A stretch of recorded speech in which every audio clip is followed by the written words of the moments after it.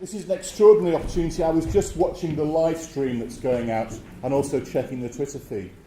And it's now my very, very great pleasure to welcome a friend of mine from Adelaide in Australia. I first met Dr. Kristin Alford at the TED conference back in 2011. I've been going to the TED conference from 2007. And it's one of the inspirations for Pilot to develop the whole Shift Happens idea, where we want to put together people who are creative in their own fields in terms of the performing arts in their widest sense, with academics, with students, with technologists, and to mix that up. So what we do is we really get some sense of creativity and some real ideas happening about how we want to generate and to make some of this new work happen. So it's my really great pleasure to welcome all the way from Adelaide. It's actually 8.5 hours ahead. So as soon as Kristin's done her speech, because it is 7:20 in the evening, I'm sure she'll deserve a very nice large glass of wine. Please give a big, warm welcome to Kristin. Hello, Kristin. Can you hear us?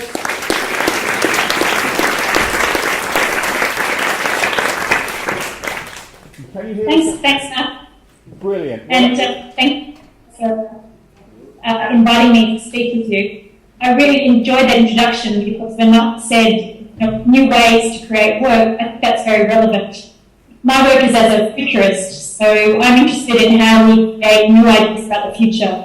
And so what I want to talk to you about today is this process I'm calling 5 futures, because what I've discovered is that for most people, there are 5 ways in which we think about the future, but most people only use one. They only use one way. And so what I'm interested in doing is making sure that we can use all 5 of those future senses to create work in the broadest possible sense that is innovative, that is creative, and that is valuable to the type of lives we want to live. So my first slide is a scholar. You can see him there studying his book. Hopefully that's all working. And I use this to illustrate that a lot of the ways in which we think about the future come from our past experience. And that experience isn't necessarily narrow, or it's not relevant, but it's not sufficient. When we've done projects where we've asked people about how they see themselves in 20 or 30 years, overwhelmingly their answers are fairly domestic. They imagine a bigger house, a nicer car, a loving relationship, their kids older. In one high school group we spoke to, there was a young boy who said in 2035 he would have married Stephanie and driving a red Corvette. These are very, very sort of domestic futures that come from our own perspectives and our own values and our own set of experiences. They're useful, but they're not sufficient. So to fully expand the way that we might see the future, we need to move to the other 4 future senses. So the next one is what I would call a distributed present, which comes from the William Gibson quote that the future is already here, it's just not evenly distributed. And in the next slide, you can see the motive of the explorer. So this is us exploring the present as it currently is, looking for weak signals of change that are already happening and understanding different ways of seeing our current world. So for me, there are 2 ways in understanding the distributed present. One way is by looking at trends and looking at things that are currently changing in the environment. And I think this year particularly for me seems to be full of change. There is social change, people resisting institutions now that discriminate on the basis of race or sexuality. And you can see that happening through the riots in Ferguson. You can see that happening in the recent Irish referendum around same-sex marriage. I think this is really important when we start to think about the values that our young people are growing up with, that they will expect that the systems will change to be equal, and they will put those pressures on the system as well. The second aspect, of course, is technological change. And I just sort of caught the end of the previous couple of talks that you've been seeing, and I know that you're talking about technologies of interaction. I know that you've been looking at drones. These are the sorts of things that we can see in our current day. The sorts of things that I'm talking about with people are really things around the rise of automation and artificial intelligence. These are crucial for the types of employment we might have in the future, and really important when in some parts of the world there is high youth unemployment. So the sorts of jobs that we once maybe aspired to, accountants, lawyers, journalists, all of those things can be automated. They're already automating finance journalism and sports journalism. A whole lot of accounting functions are being automated. So those jobs won't exist. We need to reimagine the types of jobs that we might engage in with this new technology. And there's been talk of a new emergence of a cultural economy, but at the moment we don't do that very well. We don't value musicians and artists in the way that we will need to if the work that we do in the future comes from a deep place of what it means to be human. The third big trend that I'm sensing is obviously around climate change and obviously around the environment. And it's interesting because we recently did some scenarios looking at future transport, and we can't escape the fact that fossil fuels are not a useful way to engage our energy in the future. So we can already see that there are changes around, the sorts of work people might do, the sorts of living patterns, the sorts of social trends already happening now, and that those things will guide the way that we live and work in the future. So that's one part of the distributed present. The other part is really understanding different perspectives. As I said, we see the world from our own set of experiences, but the only way that we can really create something new is to have dialogue with others and to have a conversation about how they see the future, to grow our curiosity and to deepen our empathy.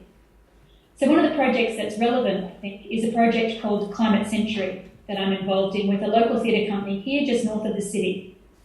And Climate Century started with a design thinking provocation. How will we commemorate the climate century, much like we're in the middle of commemorating World War I now?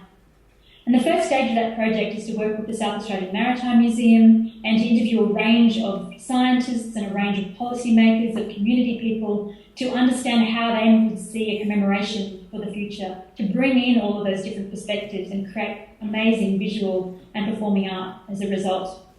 So this distributed present, the second sense, if you like, is really important for understanding a full picture of the world we currently live in, because it's from that full picture that we can start to anticipate how the future might unfold. And we can come up with a range of projected futures. And in fact, one of the projects I've been involved with was doing that, and I'll talk a little bit more about that in a minute. The critical thing about projected futures is it's not enough, again, it's not sufficient. To really explore the future, we need to actually be quite ridiculous. This was the best image of ridiculous that I could find, this cat in the next slide, Marcus. And to me, this is around play. It's around being the joker. It's around being the trickster. There's a law of future studies which says that for an idea about the future to be useful, first it must be ridiculous. Because if it's not ridiculous, somebody else has already thought about it, and it's not a future idea, it's an idea that is past. My best example from this comes from a group that we were working with around parklands in the city. And we were looking at the value of those parklands through a health and well-being lens, and preserving those parklands so we had access to clean air. And so in the course of the conversation, being ridiculous, we decided that we would cover those parklands in a glass dome and pump in high quality air so that we were ensured of getting access to air into the future. I mean, that is clearly ridiculous. Financially infeasible for starters, but not the sort of way that you would want to enjoy your parklands. And yet by having that discussion, it became very clear that we had access to an app which could measure air quality from the sensors around the parklands, that could tell people which areas of parklands had high air quality. And so that idea maybe wasn't so ridiculous after all. We have to keep pushing ourselves. My idea of ridiculous might be much different to your idea of ridiculous. We need to talk to people, we need to have those discussions so that we can move towards those outer edges, those edges that make us feel icky, that make us laugh, the edges that actually create good work. So that's the third future sense, if you like, this sense of play, moving out of the projected future to the possible future, or even to the preposterous future. The fourth future sense is the envisaged future. And I mentioned this project that we were working on, which was looking at Australia in the year 2050. And we got groups of people to talk around their ideas around what a growth future would look like, what a restraint future might be, what catastrophe would look like, and what transformation might be possible. And some of those ideas were ridiculous, but out of all of those ideas, we got a deep understanding of what people valued. And so the next slide shows the activist, because to me this fourth sense of envisaged future is really fighting for the type of future we want to create. And it's interesting, across the weekend I've been involved in an experimental art weekend creating new theatre, new performance art. And one of those projects is called Alternative Futures Workshop, and she's working with people to understand, is a new model possible for the future, a collective model, a collective engagement.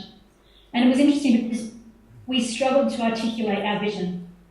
We could easily define what we wanted by what we didn't want. We didn't want environmental degradation. We didn't want social inequity.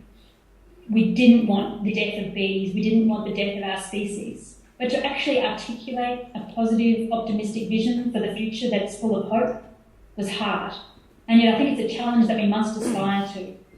There's been some research many years ago which showed that communities that were able to articulate that hopeful, positive view of the future were communities that actually then delivered on that view and made the type of world they were living in match their aspirations. So unless we're able to articulate that vision and make it come alive, through our art, through our work, we're only getting half the picture.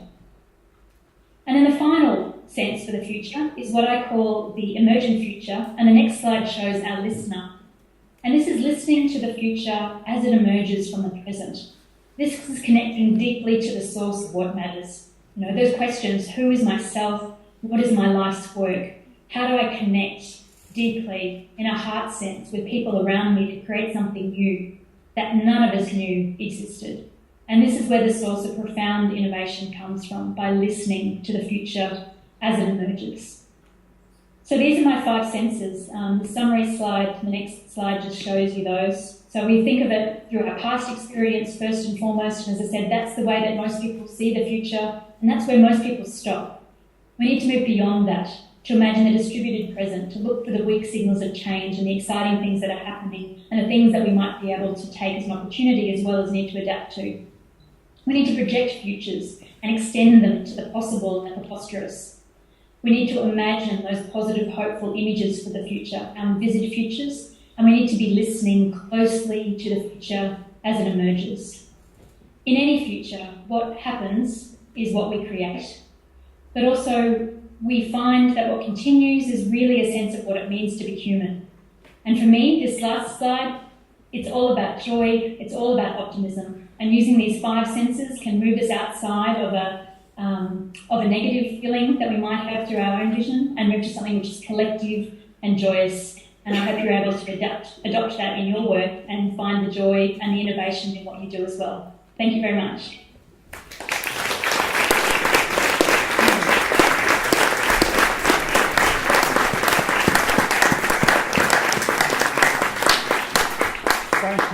Thank you, Kristin. Now, I know you can't see us because of where we've got our bank of computers, but just a couple of questions and things. I think it's always fascinating to hear how we talk about the future and how things have changed.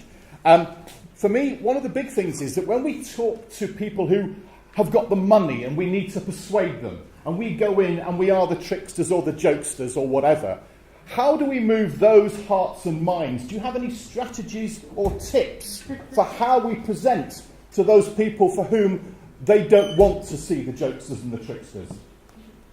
Yes, sure. And I think that's why you need all 5. Because if you just use that one, you're missing the opportunity. So I would come back to the distributed present and empathy, which is really about sort of understanding not how you might like to be treated, but how that person wants to be treated, or how those person's values and what that person's image of the future might be. And certainly when we've had discussions with a range of groups, people have very, very different perspectives on how they want the future. They have very, very different perspectives on how they see themselves in the future. So, I can't speak for the philanthropists or for the funders who you're talking to, but I imagine that they have different goals and different ambitions from the ones that you might present. And so the trickster is one tool to shape them up. But if you're shaking them up in a way that is disruptive or a way that is confronting, my advice would be to step back a bit and imagine, that to step into their perspective and imagine what they're looking for, and to try and aim it from that very deep sense of what they value and how they see the future themselves. It's a really good point. In fact, one of the previous meetings we had for Platform Shift was in Mulder. And Thomas, who's the director there of the wonderful space in Mulder, the new theatre with the amazing amphitheatre on the top. And his story, and I hope you don't mind me quoting you, Thomas, is that he said when he was talking to the city planners, he said to them, "We are not building a theatre, we are building a city. So who doesn't want to be part of that?"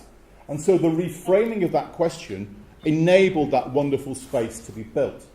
And I think that's part of all of our jobs and part of the role of this particular forum, to help us to shape some of the questions and the arguments and the visions of the future. And I want to just open now, because we've got a little bit of time, because we're just doing really well on time. Does anybody have a burning question they want to ask Kristin all the way to Adelaide? Yes, please. So if you don't mind, I will repeat the question to Kristin, because I've got a microphone here. Yes, you were using a lot of revolutionary language and showing a picture of Che Guevara. I know you're telling us that we should change our artistic vision a little bit so that it can accommodate funding? I think all of this stuff, I mean, it was Dirk with the revolution. We are in a revolution space, but it's about how we approach and how we use that. I mean, Kristin, did you hear the question? In Dirk's thing, we were talking about being in a revolutionary space and being in an opportunity to help develop new thinking and new ideas. Any kind of question you want to come back on that, or any thoughts you would like to share? I would agree that we're at a moment of revolution. I feel like things are at a tipping point, and we've got a small window of opportunity to really make a difference. I mean, perhaps my perspective on that comes from a perspective of climate change, where we do have a very tight window to make a difference to preserve a way of life, or we're dealing with something very different. And I think things are changing rapidly, and this is, I guess, where I want to emphasise that last listening future, looking for, as you said, looking for clues to reframe, looking for ways to reset, looking for completely different ways of thinking, because the old ways of thinking that we've used aren't going to work where we're headed. And so I just think it's that sort of alertness and the alive, being alive to what's changing that for me is so critical. In the work that I do, but also in the work that you are obviously creating. And it's also true around that listening one, particularly when we're creating work for new and emerging audiences of young people. It's critical that we listen and have dialogue, and we listen and learn from each other in that particular process. Kristin, I'd like to say a big thank you on behalf of everybody here at Platform Shift for giving up your time. And your glass of wine, I'm sure, is well-deserved and waiting. But please, could everybody give a big round of applause to Kristin, and thank you very much.